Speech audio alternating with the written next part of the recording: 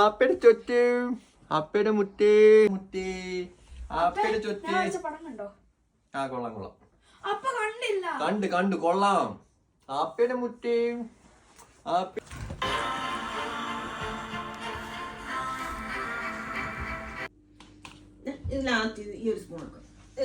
അമ്മേ എനിക്കൂടെ വാരി തരുവോ? നീ വലിയ ചെറുക്കനായില്ലേ, നീ തന്നെ വാരി കഴിക്കും. നിങ്ങൾക്ക് ആമി അടിച്ച പിന്നെ എന്നെ വേണ്ടല്ലോ. നിങ്ങൾക്ക് ആമീനെയല്ലേ ഇഷ്ടം.